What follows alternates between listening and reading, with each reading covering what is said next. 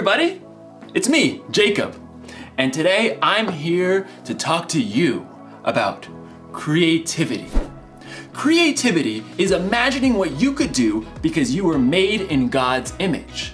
There are so many different artistic ways to be creative, and today I hope to demonstrate just how creative I am in the culinary arts. Now you might be thinking, oh, hey Jacob, what are the culinary arts? And that's totally okay because I had to look it up too. I had no idea. So allow me to elucidate. I had to look that word up too. Okay. Basically it's this. I'm making chocolate. Yes! Ugh. You see, I started thinking, I know I'm creative because I was created in the image of God, but what if drawing and sculpting and, art stuff isn't my thing? What if chocolate making was my thing, my purpose? And time for the last thing, the cocoa powder.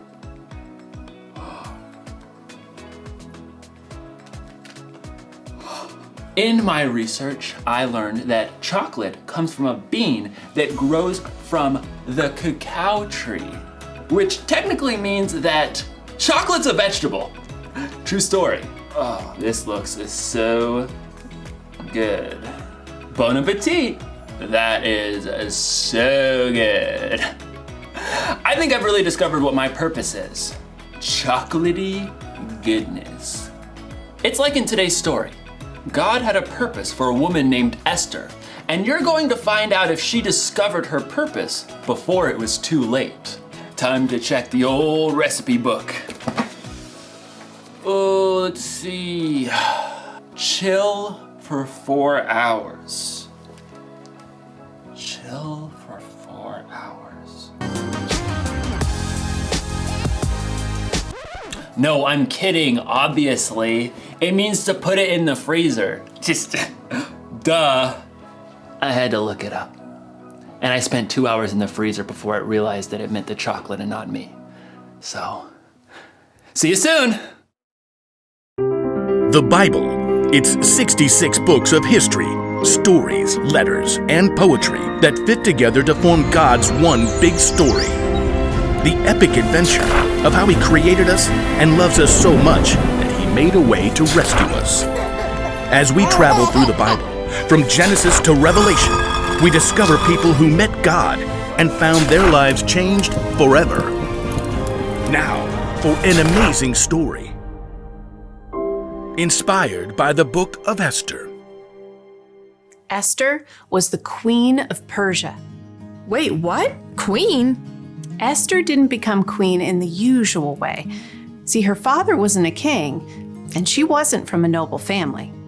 It's just me and cousin Mordecai. In fact, Esther was Jewish. Many of God's people had been captured and brought to Babylon when their home, Judah, was conquered. Then Babylon was taken over by Persia. So Esther grew up in a land that wasn't her own. When Esther's parents died, her cousin Mordecai raised her as his very own daughter. Always remember what our scriptures say. Love the Lord your God with all your heart and with all your soul. Love Him with all your strength. One day, a new king named Xerxes came to power in Persia. He was so impulsive that he actually fired his queen Vashti simply for refusing to show up at a wild party. She will never see me again. When Xerxes had finally calmed down, he had realized he now had no queen. I have no queen. He would have to find a new one. I must find a new one. So the king decided to hold a contest. He ordered his officials to gather the most beautiful young women in the land and put them through an entire year of beauty treatments. Esther was one of those girls chosen. Cousin Mordecai, what do I do? Don't tell anyone you're from a Jewish family. I have chosen my new queen. Drum roll. My new queen is Esther. Me? Assume the queenly royal crown. I might have to resize it. Just as Xerxes had so impulsively switched queens, he also promoted a royal official named Haman higher than all of the other nobles in the kingdom. Bow to me, you fools! Haman was delighted when all of the officials outside the palace bowed low before him. When he discovered that Mordecai refused to bow, he was enraged. You have to bow! Somebody make him bow! Haman was so angry. He made a plan to destroy not only Mordecai, but all the Jews in the land. He laid it out for the king. Your Majesty, these Jews live differently than everyone else. They don't obey your laws. Fiddlesticks! That's just wrong. Precisely. Give the order to destroy them. Consider it done. Xerxes agreed to the terrible decree. Messengers took the letter all over the kingdom. Hear ye, hear ye. On the 13th day of the 12th month, all Jews are to be killed. Hear ye, hear ye. When Mordecai and the other Jews discovered the horrible news, they dressed in rough clothing and wept bitterly. Mordecai sent a message to Esther in the palace, telling her what Haman had done. You must ask the king to save our people. Esther was devastated. She sent a response to her cousin. No one can come before the king unless he sends for them. If I do it, I'll die, unless he reaches out his gold scepter to me. Mordecai sent his answer right back. You may not escape, even though you're queen. Who knows? It's possible that you became queen for just a time like this. He's right. Here, tell this to Mordecai. Gather all the Jews. Don't eat anything for 3 days. I and my servants will fast too. Then I'll go to the king. Esther faced an impossible dilemma, but she took 3 days to prepare her heart and her mind. Bring my most beautiful royal robes. Heart racing, Esther entered the throne room. Across the long hall, she saw the king seated high on the throne. Breathless, she waited for him to see her. Please, please, please. The king looked up. His dark eyes locked on Esther's face. And then he smiled. He reached out his golden scepter. Thank God. What is it, Queen Esther? I'll give you anything, up to half my kingdom. Esther could have made her request right away, but she knew she would have a better chance if she made the king curious. King Xerxes, if it pleases you, come to a feast I prepared today. Oh, and bring Haman. Consider it done. Esther created an elaborate feast for the king and his number 2 official. Look at me, you peasants, invited to the queen's banquet. At the meal, King Xerxes once again tried to discover what Esther wanted. I'll give you anything, up to half my kingdom. Once again, Esther held her ground and waited for the perfect moment. I'd like you and Haman to come to another feast tomorrow. Then I'll answer your question. The king agreed, and Haman spent the whole evening bragging to all of his friends. You guys, the queen thinks I am the bomb. But the second feast was a different story. As before, Esther prepared an incredible meal. Both Haman and the king were quick to dig in. What do you want me to do for you? I'll give you up to half my kingdom. Esther took a deep breath. Something told her this was the right moment. Your Majesty, let me live. Please spare my people. We have been sold to be destroyed. Haman paled and choked on his fillet, but the king's face flushed red with rage. Who is the man who has dared to do such a thing? Esther turned her gaze on Haman. Haman is the one.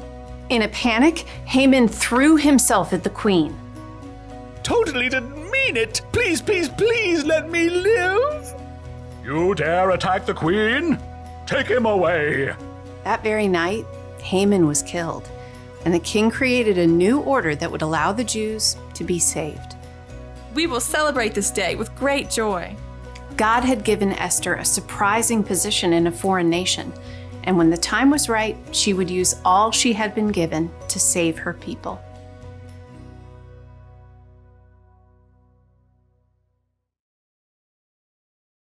God always has a purpose. He had a purpose for Queen Esther when he put her in the right place at the right time to save her people. He had a purpose when he sent Jesus to pay for the sins of the world. And here's something you may not know. God made you for a purpose. It's true. Now, you may not have to save a bunch of people from total destruction. I don't know, or maybe you will. Who knows what God has planned for you? But I do know God has a plan and a purpose for your life, whether it be big or small. So think about it. What's your purpose? Is there something you like to do more than anything else? Like baking, or organizing, or juggling. Maybe what you like to do has something to do with your purpose. Or what about this? Is there something that you care about more than anything else? Like animals, or taking care of people, or keeping the planet clean? Maybe those things have something to do with your purpose. Whatever it is, here's the one thing to remember. God created you for a purpose. Actually, I think it would be safe to say purposes. Maybe it's something giant, like Esther. Or maybe something simple, like chocolates. Didn't get it. So close, gonna keep trying. Yes! Purpose!